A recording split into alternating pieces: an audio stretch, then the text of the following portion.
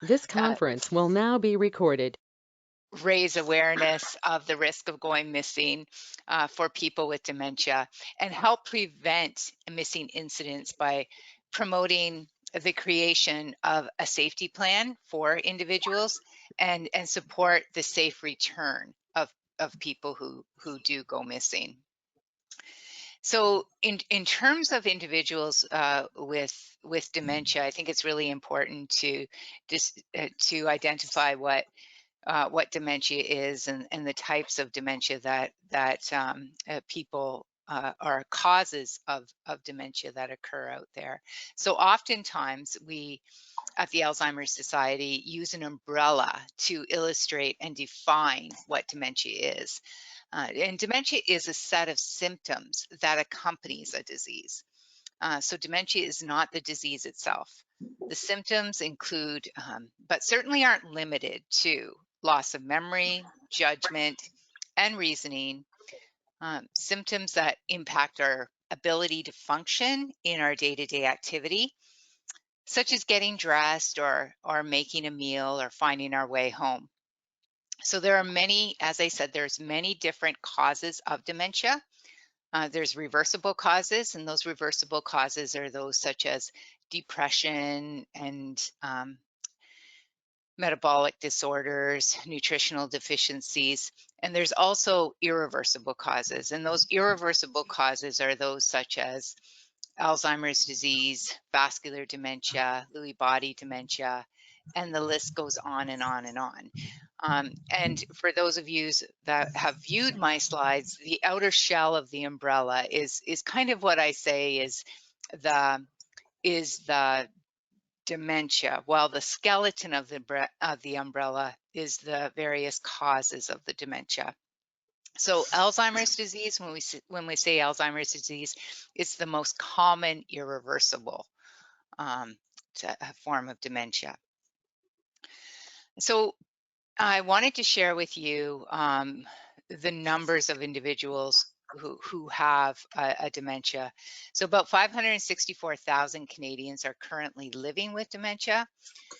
When we look at Canadians over the age of 65, there's about or rather under the age of 65, 16,000 is the number of Canadians under the age of 65 living with dementia. 228,000 is the number of Ontarians living with dementia, and 937,000 is the number of Canadians who will be living with the disease in 15 years, they predict. So we can see that that can be um, a reason for concern when we think of individuals who have this diagnosis and who may also be at risk of going missing or lost. So this, why is finding your way important? So the most, I guess, identifying that most people want to live in their community as long as possible with as much independence as possible. So in order to ensure that they can live safely, finding your way is critical to strengthen and prevention and actually raise awareness of the risks of people living with dementia who go missing. So 3 out of 5 people living with dementia go missing, often without warning. And nearly 75% of people who go missing are found within 2.4 kilometers of their home or last location seen. So becoming lost isn't just distressing, it can be dangerous. Half the people with dementia who go missing for 24 hours end up seriously injured or dead. So a person living with dementia can become lost because in the moment, the person's brain cannot identify wayfinding markers to put them in place, and they can become disorientated. So even if the person has not gotten lost or left their care partner unexpectedly in the past, does not mean that it won't happen again. So a person living with dementia can go missing at any time, and possibly much earlier than expected. So this is why being proactive rather than reactive is important to keep people safe. And programs such as Project Lifesaver are in place for just that reason. So part of our success with helping people with dementia who go missing is understanding the needs of persons with dementia and their families, and planning how best to address these needs. So creating a dementia friendly community. So addressing these needs is critical to maintenance of a high quality of life, both for persons experiencing Alzheimer's disease and other dementias, and for those supporting them in their care.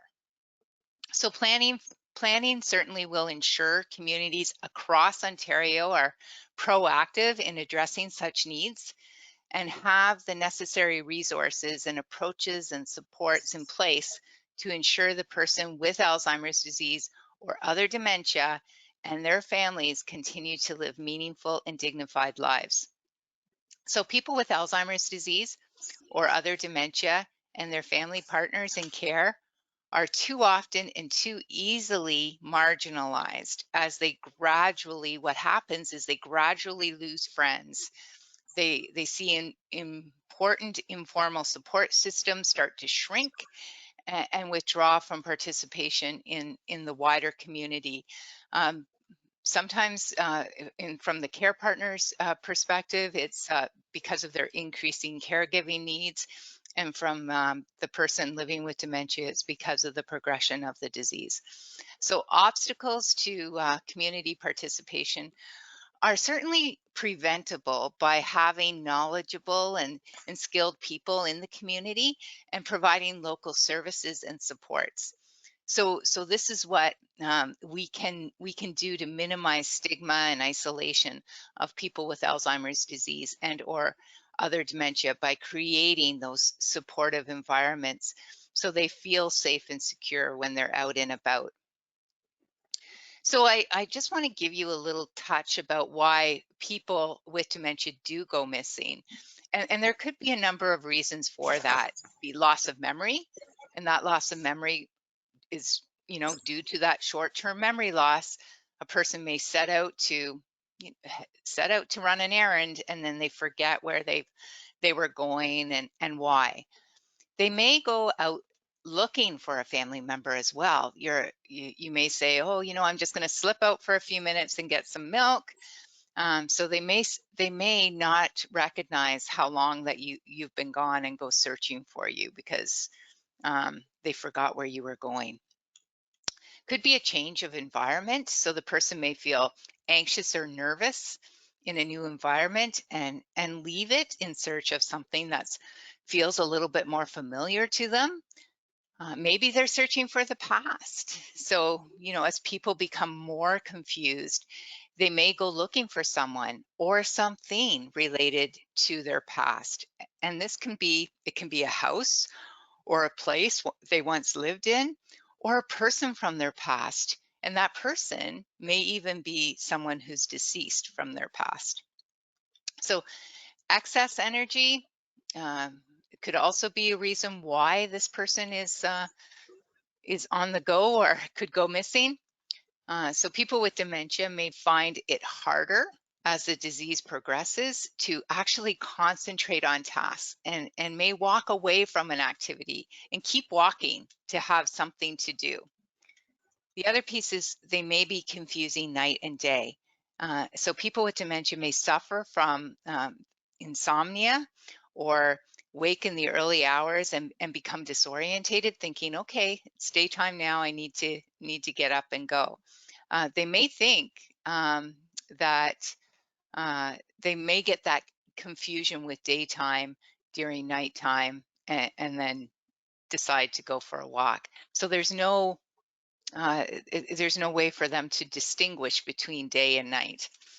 They may feel that they have a job to perform. So people with dementia may believe that they have a task to do, like going to work or picking up children, even if that was something that was a role that they had done years or decades ago. And the other piece is that they may have some discomfort or pain.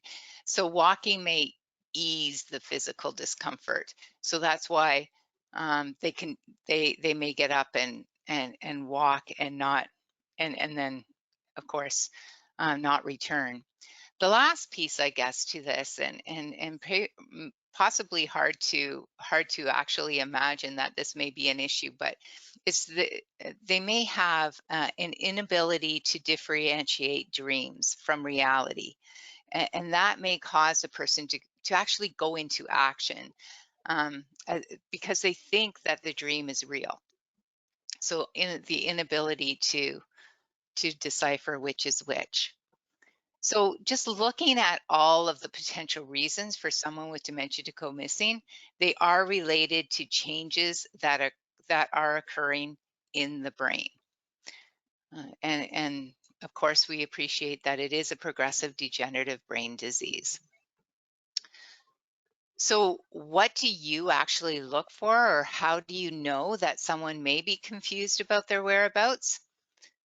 Certainly if they're not appropriately dressed for the weather, or maybe you see someone on the corner and they're looking up at street signs, or they're standing still and they're looking around for a long period of time trying to distinguish exactly where they are. Maybe they just have the look on their face of confusion or disorientation. They could, if you were in the vicinity of them, you could be hearing them repeating the same question in a short period of time. Where am I? Where do I need to go? That kind of thing. So now that you have actually determined that the person is confused, how do you actually help the individual?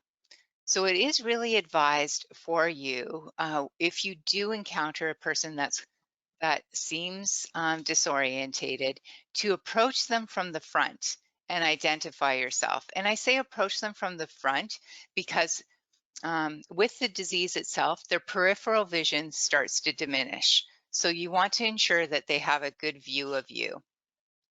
So when you are approaching them from the front, I also suggest that you use a reassurance position. And a reassurance position is one that when you're standing, that your palms are up and down to your side, that you have nothing in your hands that may appear threatening to the individual. You speak slowly and calmly, certainly watching their body language, and convey an atmosphere really of one that feels trustworthy, and conveys a friendly tone for the person. Using short, simple words, yes or no questions, certainly paying attention to the body language, that they understand what you are saying, because as again the disease progresses, it becomes more and more difficult for the individual to decipher the words you're saying. So what they really are picking up on is our body language and our tone and rhythm of voice. So be careful not to raise your voice, as it may seem to them that you're being confrontational. Again, that's that tone and volume of your voice. Ask one question at a time and leave time for a response between questions. You may want to use gestures again, or some physical cues for the individual, again, because they may not be able to decipher your words. And I would suggest too that you repeat the question using the same words used the first time. And I say this because the individual has more a challenge of processing the information that you're telling them. Their processing speed has slowed down. So if you reword your question, then it just has them going right back to square one, and trying to process that information over again. So try to use the same words. The other piece is, I guess, when you're helping the individual, is helping to create or maintain a calm environment. And that might mean that you may need to walk with them to a quieter area, just, maybe away from all the traffic and the hustle and bustle. Um, Maintaining good eye contact, if appropriate, with the individual. Certainly avoid confrontation, and avoiding correcting, because if the individual says that they're wondering where their cows are, and it's quite obvious that the cows shouldn't be roaming around in the city, then you could tell them that, oh, I believe the cows are safely in the barn. So you're just living in their reality. Because certainly if you're correcting them to say, oh, there's no possible ways that cows could be roaming the streets here, that may cause an argument, and certainly abandon the feeling of trust that you want to promote with the individual. Calling police, and I'll talk more about various, again, with Project Lifesaver and Medical Alert, calling the police or have someone else phone the police. And again, just staying with the person until the police arrive. This may mean, again, walking with them or following behind them to ensure that they're safe. So lastly, what can be done to prevent a missing incident? And this is our preparation piece. It's registering on a Medical Alert Safely Home, and I'll delve into each of these a little bit more for you. Filling out the identification kit, and that's found on the Finding Your Way website. And carrying identification. So if the individual does like to go out and about and go for a walk, that's their normal routine of the day. Certainly always ensuring that they have identification with them. Consider a locating device. Certainly involving neighbors and family and friends. The importance of actually sharing the diagnosis can really help individuals feel more safe and secure in their environment. I'm thinking even of individuals living independently in their homes that are still going out to the grocery store. If the grocery store attendant knows that they have difficulty counting the change, then certainly they can support them in some way or set up some type of a system. And I particularly am thinking, what comes to mind is the coffee shop at the corner here in Owen Sound. There is a fellow, one of our clients, that goes in there quite frequently, and the owner of the coffee shop has an agreement with the family on how they support this particular individual, because that's the routine of his day.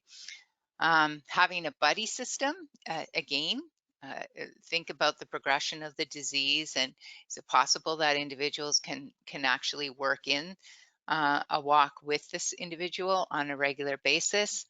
Create check-in systems, and the important piece is actually maintaining some level of a routine for the person. So maybe the risk of wandering becomes less because they've already been out walking and got their fresh air and feel tired now and want to rest. So giving you an explanation of locating devices, number one is the Medical Alert Safely Home wandering bracelet. So the Medical Alert Safely Home is a nationwide program, and it's designed to help identify the person who is lost and assist in a safe return home. So what happens there is that members receive an engraved identification, which allows police and emergency responders to quickly identify the person who has wandered and bring them back to their family. So individuals, of course, and I tell people that Medical Alert does not have a GPS tracking device attached to it. So if the individual does get lost in the cornfield, tracking that person isn't possible, and the likelihood of them meeting somebody else in the cornfield is probably quite slim.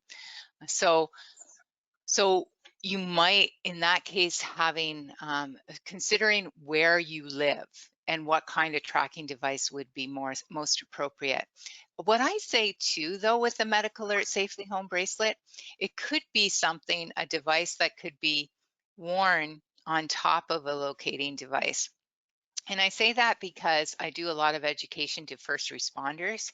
And if in the event that the care partner and the person with dementia were out for a drive and they get in a car accident and the care partner is the one that's injured, and the person living with dementia is assisted by the first responders to go sit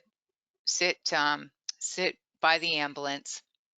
The the ambulance attendants, the paramedics are attentive to the care partner, of course, because they're seriously injured, and they may. And then, because of all the noise and the excitement within the vicinity, the person with dementia may go off and wander because there's nobody to tell the paramedics that this person has dementia. So the Medical Alert Safely Home wandering bracelet could be helpful in incidents such as that. And so I do encourage, that's a device that the fee for that device is, our bracelet is $5 a month, $60 a year to get a medical alert. The other piece is the identification kit, and that's a finding your way identification kit. It is a 4-page tool. It includes the person with dementia's basic information, a physical description, identifying features, recent photo, any medical information, potential places that the police may need to look. And it can be filled in with personal information and passed on to searchers, saving time in the event of an emergency. So for family members, I encourage them to fill an identification kit out and place one in the glove box of their car, keep a copy in their home, and certainly you can provide it to the police in the event that your person goes missing or lost, because that saves on the time spent for the police officer to ask you for a description of your person. It's all there. And I would also say, I would encourage you to keep a copy in the glove box of anybody else's car that person happens to frequently ride in. So it's important to have that available. Project Lifesaver. So Project Lifesaver is pretty exciting because it's new to our area, but certainly not new by any means as a device. So Project Lifesaver it is a proactive life protection program for individuals living with cognitive disorders who may wander. And so it could be used for adults and it can be used for children. So participants in the Project Lifesaver program wear a wristband, and this wristband emits a tracking signal.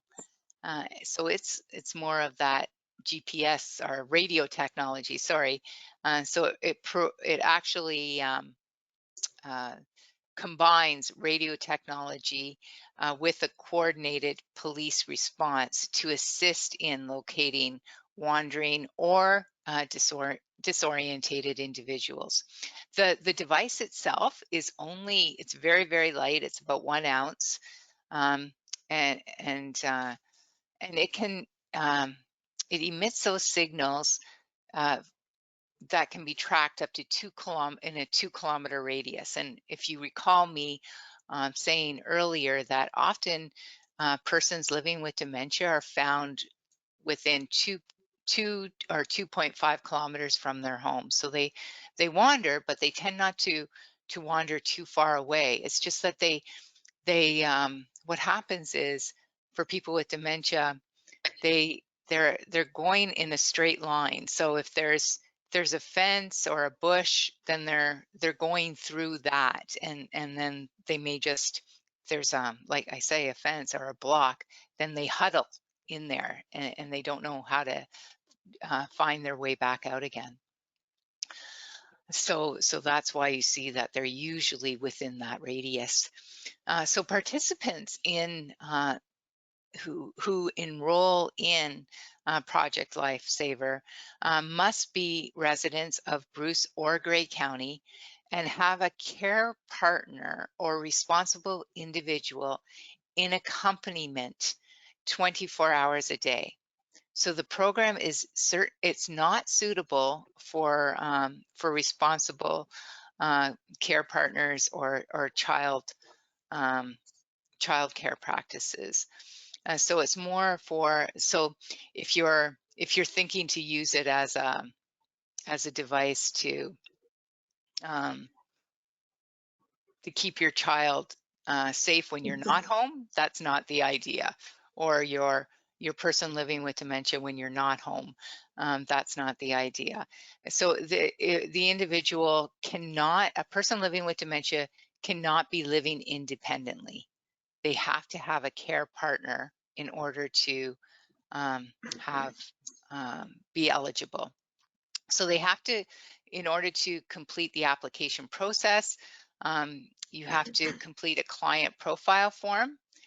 And then upon acceptance into the program, you receive a participation agreement. And then care partners are then provided with an orientation to the program and the equipment. And when you are registered in the Project Life Saving program, you're and if your loved one goes missing, then you just call 911, and the police will be able to use their devices to track your loved one.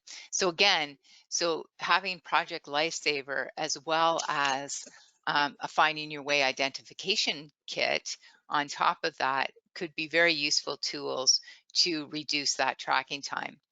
So there are, as I said, Project Lifesaver is relatively new to this area. There are now 3 police services that have the equipment and training for Project Lifesaver, and that is South Bruce, OPP, Grey Bruce, OPP, and Owen Sound Police Services.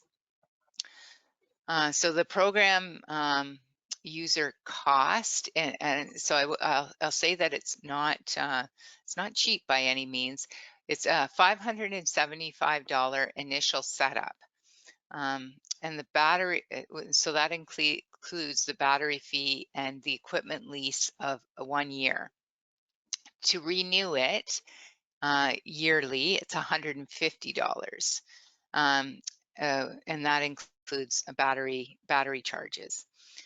So having said that, the cost of it, there is a sliding scale available only where donations allow. So like victim services will try to see what kind of donations they can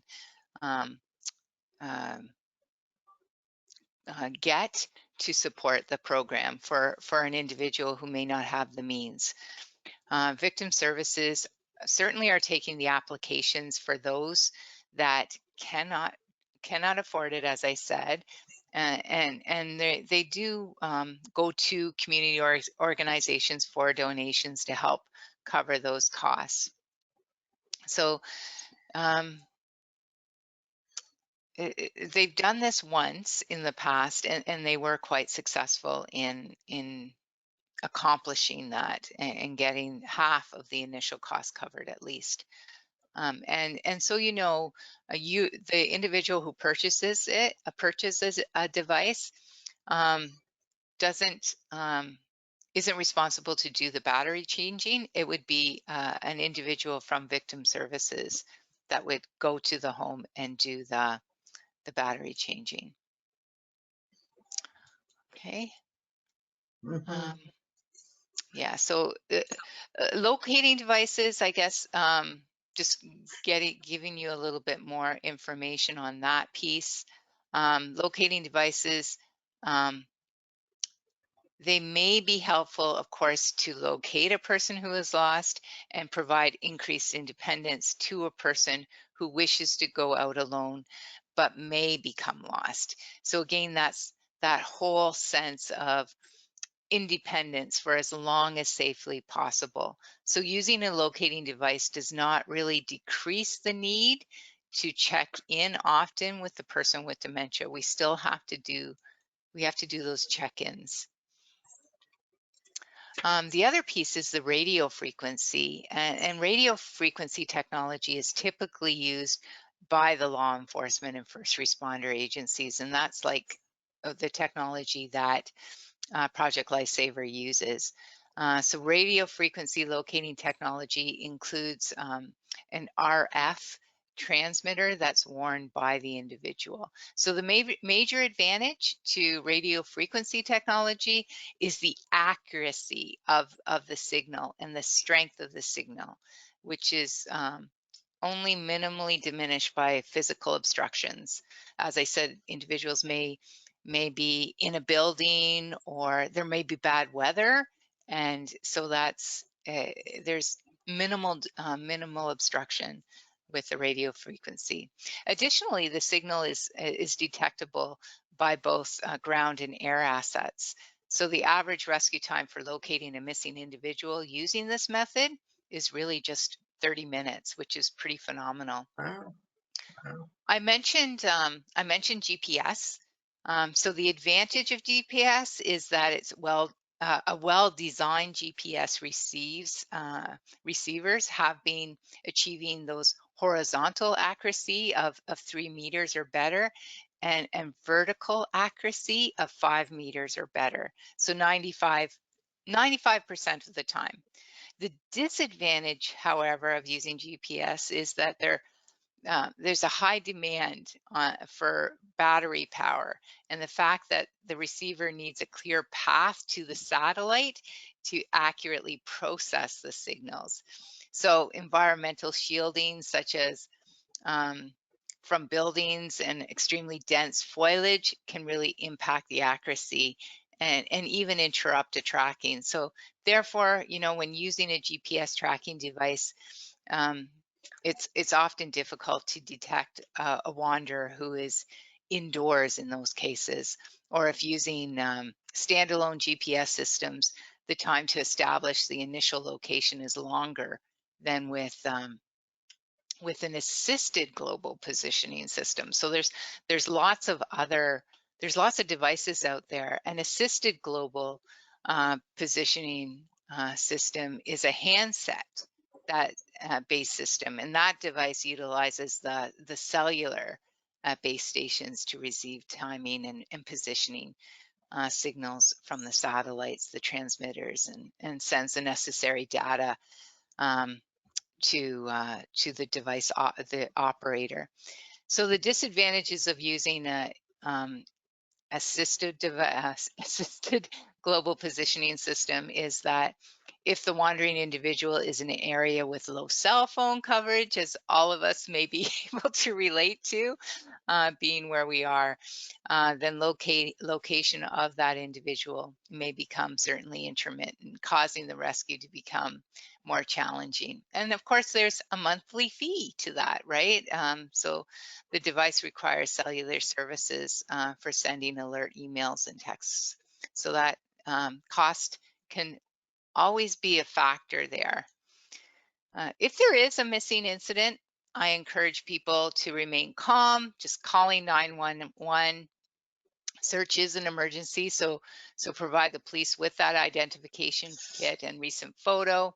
Inform them about medications and where that person sometimes goes. Mobilize supports, just leave someone at home in case that person returns. Certainly alert your neighbors and friends, and alert the police of credit cards that can be used, or the license plate if the person happens to drive away and hasn't returned.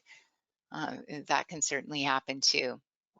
You can certainly do a quick search, so looking inside the house and including the garage. Check to see if any items are missing. Look around the outside of the house. And certainly don't do this so much or too much in a rural area. And I'm saying that because what can happen there is that you may compromise search that the police is trying to undergo.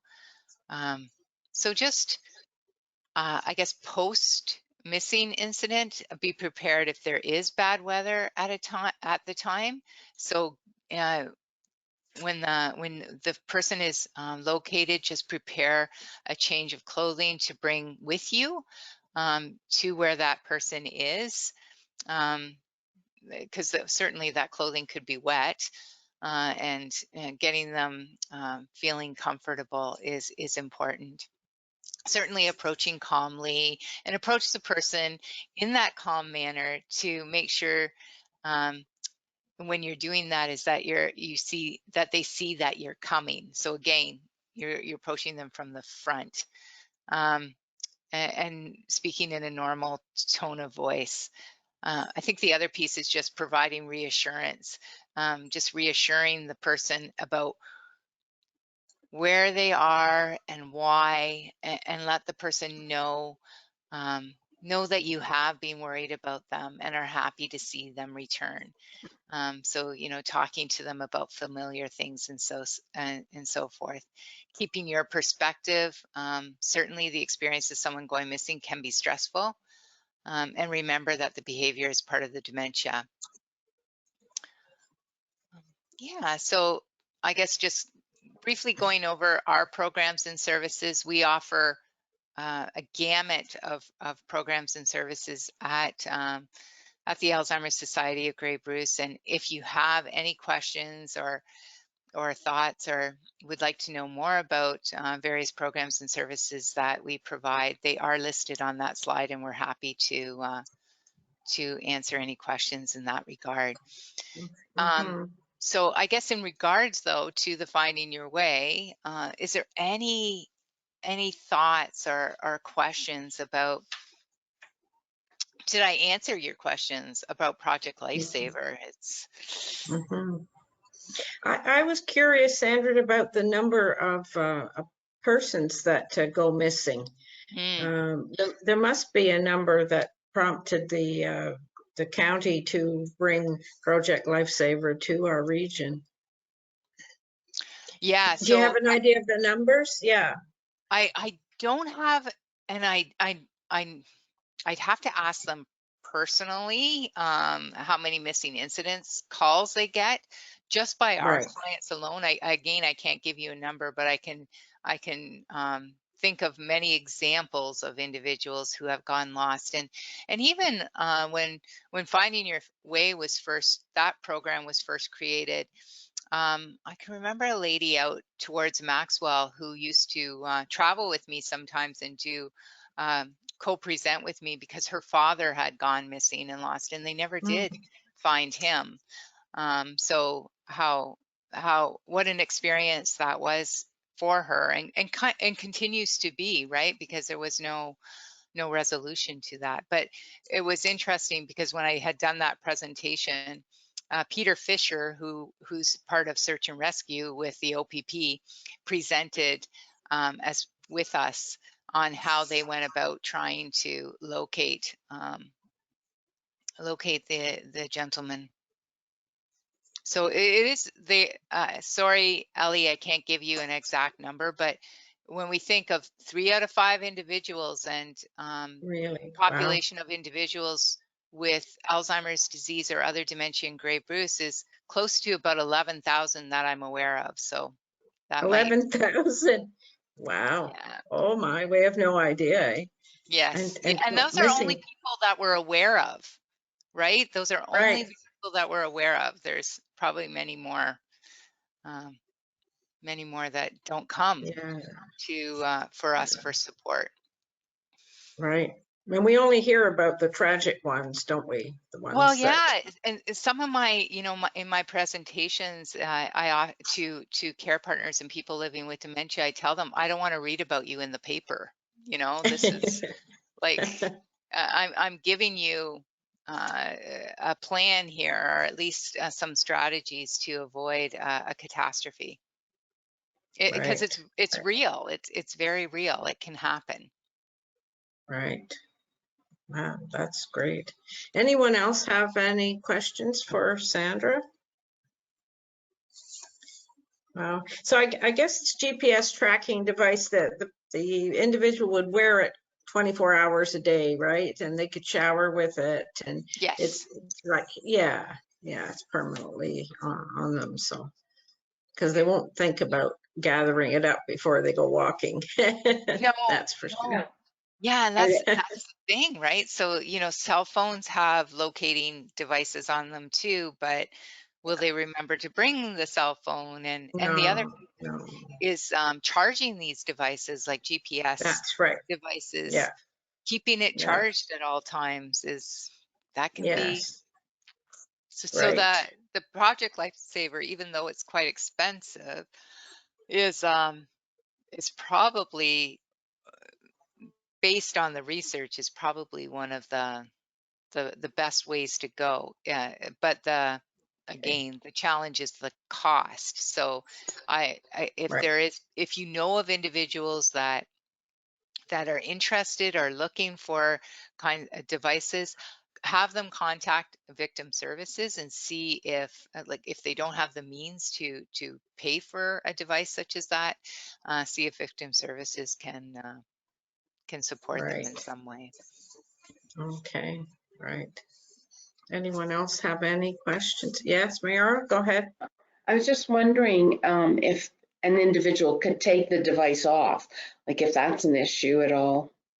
I don't believe it is, Muriel. I know some people tend to be Houdinis in getting things off, but so I shouldn't say it's not possible. Okay. Anything's possible, but I That would think have been thought of. Yeah. yes. Yeah. Okay. Wow. What, 3 and 5? That's scary. Mm-hmm. That's a large number for sure. It Okay. is. Wow. Well, Sandra, thank you so much. That was very comprehensive and very interesting. And I know that if we have a loved one, that's certainly something that we need to think about registering. The services are there if we choose to reach out to them, aren't they? Yes. Okay. Yeah. It's important to know that these services exist, right? So Yes, and that's part of our role too, is to bring information to our little part, southern east of Grey County. that's Southeast right. Grey County, yeah, and Southgate. Okay, well, thank you very much. We really appreciate the time you've taken.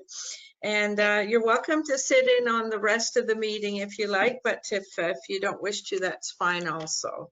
That's good. I'll say thank you, and wishing everybody a happy, safe holiday.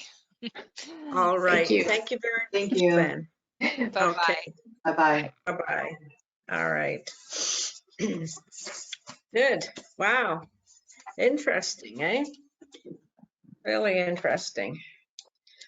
So Ellie, I And did miss adding this on the agenda, but we do just need someone to move in second to receive that okay, presentation as information. right.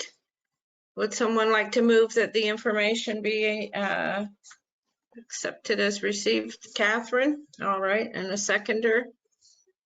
I'll second. Thank you, Arlene. Okay. Somebody else's turn next. Oh, good. Okay, that's great. Ellie, she spoke to like seniors groups in the area and stuff on that subject? That was really, really good. She's excellent. Yeah.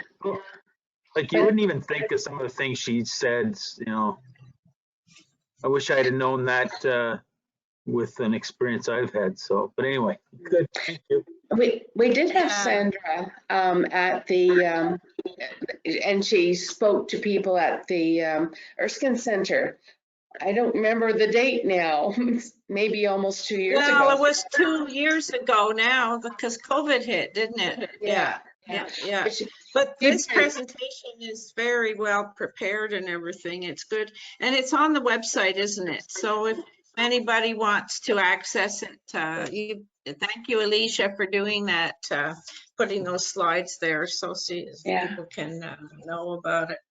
Yeah, we're lucky. We just don't know about all the services, so Yeah. we're gonna try and, Sandra would be a great speaker to have at the fair, the seniors Oh, health of fair. course. Oh, yes. She's We really have her in good. mind. We have her in mind for sure. Yeah, yeah. Okay, so next on the agenda is the adoption of the minutes from the last meeting. Are there any additions or changes to those minutes? Okay, so given there aren't any, could I have someone accept the minutes from the last meeting? And a seconder? Gabrielle? Are you okay, Alicia? Have you got what you needed? Just need someone to Okay. second that. Right. You Catherine? need a Okay. seconder? Okay, Catherine. All right, thank you. Thank you. Okay, good. So staff updates. Okay, so the seniors fair is next on the agenda. We still have that. Pardon, I'm not hearing. Oh, this maybe I think it's you're my just getting some internet. feedback, Ellie. Yes. Do I need to turn the sound down a bit? I don't know. You know, we got rural internet.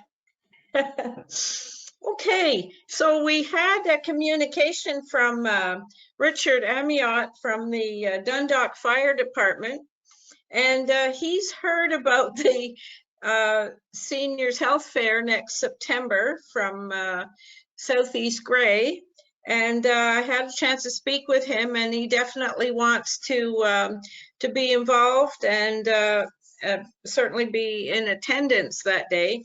But I think it would be helpful to have him come to our planning meeting and get some information on safety issues and all that kind of thing. So I have him here to invite to our first meeting, which we haven't had yet.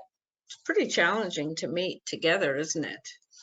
The other item with regard to the fair, Dave Milner passed on the lady's name who's director of the early childhood program, who they run their program at the arena, the Dundalk Arena upstairs. And I expressed to her the fact that it would be really helpful for us to make use of that larger hall for presentations and also the kitchen for serving the meal. And she spoke with her teachers, and they're happy to accommodate us for that one day. They're going to change their program. And so they've been forewarned, and they're agreeable to cooperate with us on that day. Can you see, Dave, any other barriers to using the arena that day?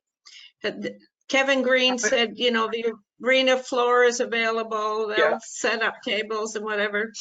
No, I think that's the only conflict that was possible, and I'm sure we could provide the McIntyre building or someplace else for them to function out of for that day. You kind of do a field trip or something. Oh, okay. All right. Well, they did say they've had a lot of notice and that they would change their programming with regard to that, right? So I don't have any updates. I'm really confident we can fill the hall and have all the presentations. We just need to organize a little bit who would do what, and of course apply for funding. I'm thinking, Dave, that we should try and have a get-together meeting at the Dundalk Arena sometime before our next meeting in February. What do you think? Okay, that's possible.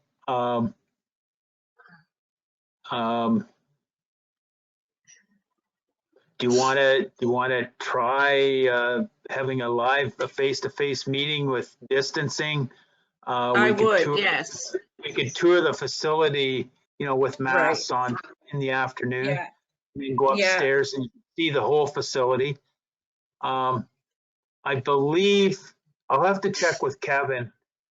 I'm not sure what time exactly the early on are done, but it might be 1 o'clock. I'm not sure. But anyway, we can Right. see what the timing's like. Maybe we have the meeting at 3 or something, if that works for everyone. Have it just a little bit Well, later. it gets dark early. Yeah. Okay. Let me, just 1 o'clock would suit me right better. now. Go ahead. I Let me missed that, give Dave. Let me give Kevin a call right now and see what the timing could be. Okay, I prefer, 1 or 2 rather than 3, because it's going to take an hour. It's going to be easy, maybe longer because it'll be a big planning meeting. And Southeast Gray and okay, so you'll let me know. And I'll let the ladies know. Okay, sounds good. Anyone else have any other questions or issues with regard to the fair? Not at the moment. I know we're early in the planning stages, so yeah. And that at that meeting too, we can decide about joining the OACAO, which would give us an opportunity to apply for funding. They say that their funding for health fairs is going to be reinstated in the new year. So, so I'm guessing we should have the meeting end of January, right? Closer to February. I don't want to.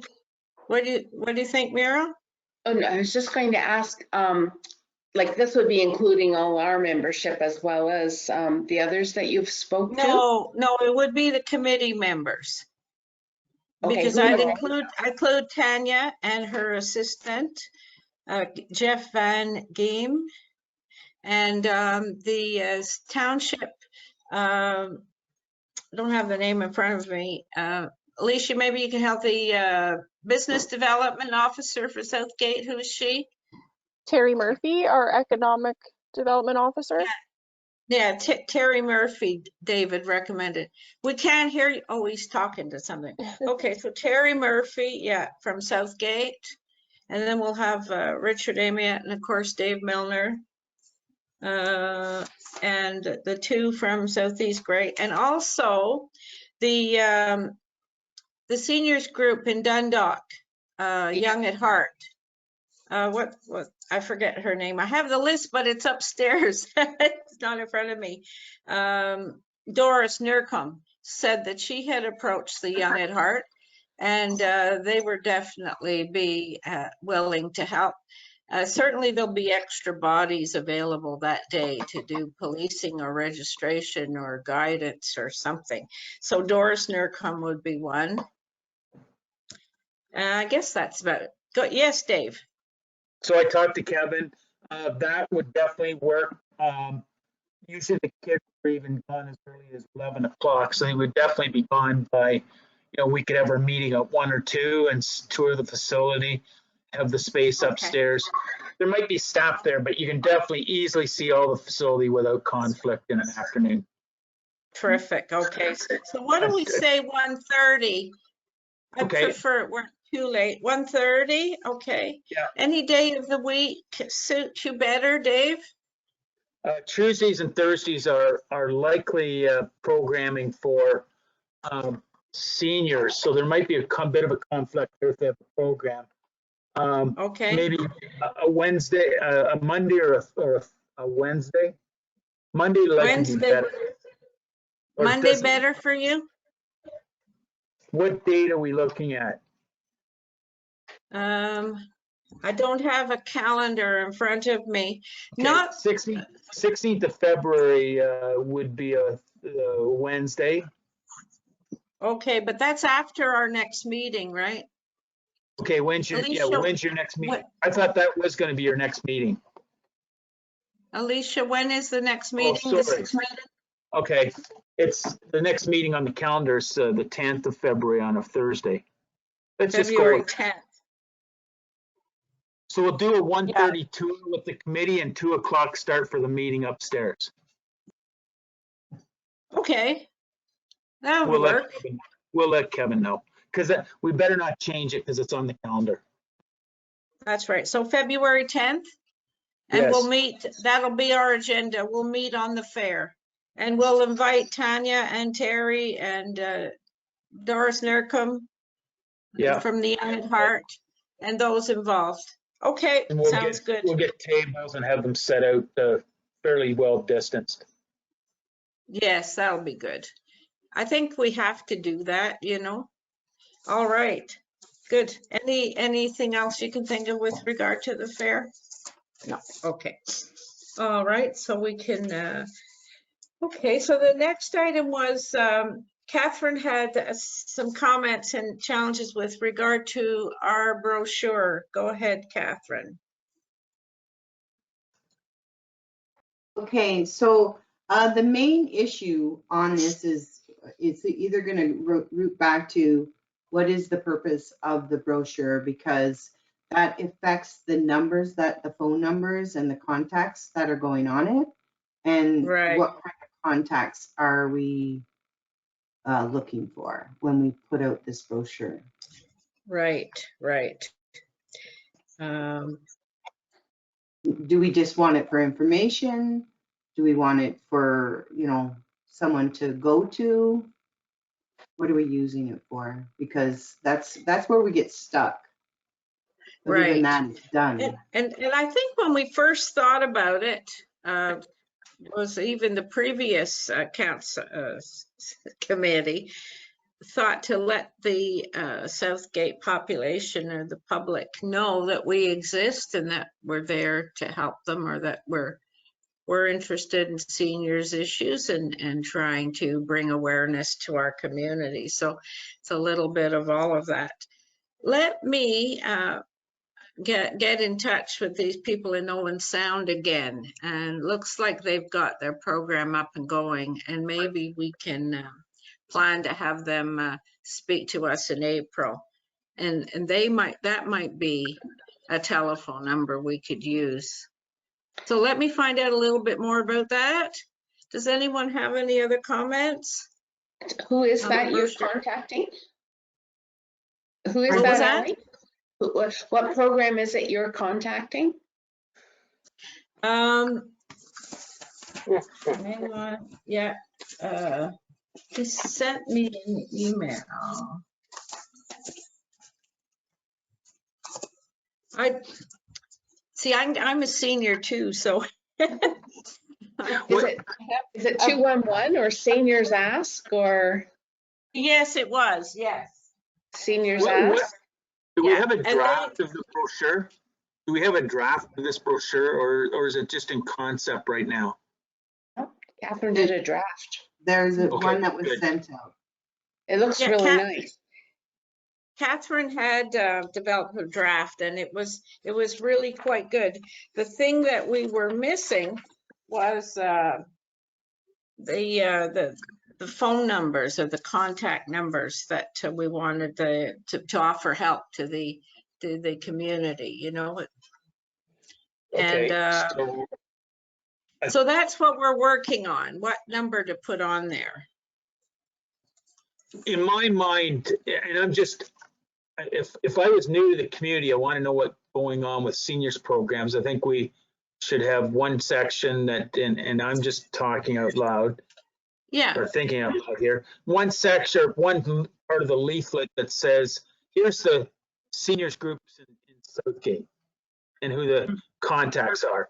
I mean, maybe Kevin could have a leaflet for the seniors programs to promote that he's going to have at the arena, such as, you know, pickleball and all that kind of stuff. And when these programs are going to be on a weekly basis, kind of that weekly or monthly schedule. And then, you know, maybe one or two parts of the leaflet that is for what you're just saying, Ellie, you know, victim services, Alzheimer's support, those kind of things. 211. 211, right. yeah, like just, because it covers everything. Like, that sounds good. I mean, yeah. If you want, do your draft up as far as you put it, and maybe I can throw it around to. I've got some really good staff that are smarter than me, thank goodness. Two of them are on the call with us, and Kevin, and our programming, maybe our library staff have some input on it for, you know, who to contact if you want to book. But we could take a shot at adding to it, but it sounds like you've got a great start. But if you'd like Yeah. that input, throw it at me and I'll find these smart people to help us out with it. Oh, okay. What You better send would it you soon think? because Alicia won't be here for very much longer. Does that work for you, Catherine? Oh, that's fine. That's a great idea. Okay, so would you send your latest draft to Dave then, Milner? Oh, yes, I will. I have it saved, but I think it'd be better if you did it because you'll be doing the editing, you know? Yeah. And I'll And try and get these seniors acts. They're supposed to have their act together now. And maybe we can get a number from him. Okay. We'll work Okay, with sounds Catherine. good. We'll work Sounds with good. Catherine and feed it back and forth. That's great. Wow. I'm losing you. Okay. Yeah. All right. Okay, so that's all we have on the agenda for today. Does anyone have anything else we've got here? Members' privilege, good news and celebrations. Arlene, you start. So glad you're here today with us. It's The good news special. is that I finally made it home from the hospital after 40 days. Well, I know, that's something else, eh? Wow. I'm doing And well. she's I'm still walking, smiling. talking, driving, the whole 9 yards. Oh, good. Wow. That's super. Okay, well, we wish you continued health. So do I. I know. All Thank right, you. Muriel? I don't know. Everything's just busy these days. Yeah, partly Okay. because it's Christmas and partly with all the committee stuff and Right, yeah. right. You're Christmas busy. chair is very busy right now. Okay, that's great. Well, thank you for being here today. And Catherine? Yeah, I'm just keeping busy at home and, watching the numbers. Mm-hmm. Yeah, it's a little concerning for sure, eh? It's still 1,000 today. Wow. All right. And Dave, did you have anything to add?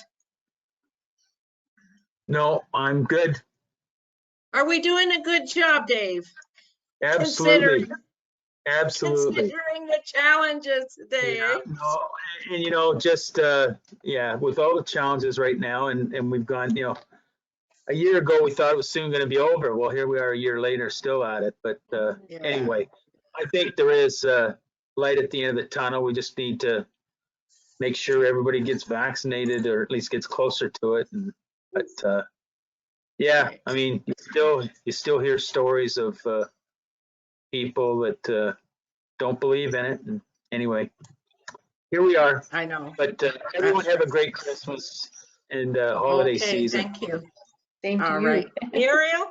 Yeah, I was just thinking, I hope everyone knows about Flato's open house on Saturday at the retirement apartment building, and not retirement, but at the seniors apartment building.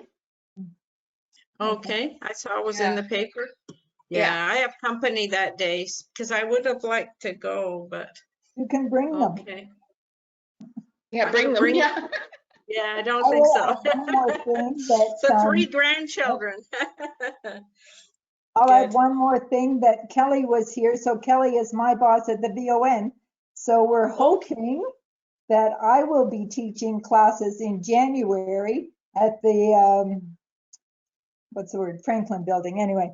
So I still have to check with Kevin about whether we can get entrance and stuff like that. And we don't know whether things are going to change, but we're hoping to get the exercise program up and going again. Excellent. Wow. Okay. That's good news, Arlene. Wow. Yep. Okay. Good. Okay. So someone like to move then that the meeting be adjourned? Nobody wants to adjourn. Oh, okay. Catherine? And a seconder? Okay, Sure. I'll second it. Okay. Yeah. Yeah, it doesn't All matter. right. Okay. All right. Well, thank you very much, everyone. Thank Merry you. Have a Christmas. Merry Christmas and a Happy New Year and all that stuff, Yes. everybody. Yeah. Okay. Everyone right. stay safe and healthy. Yes, exactly. Okay. Thank you so much. Bye-bye. Take care. Bye-bye. Bye-bye.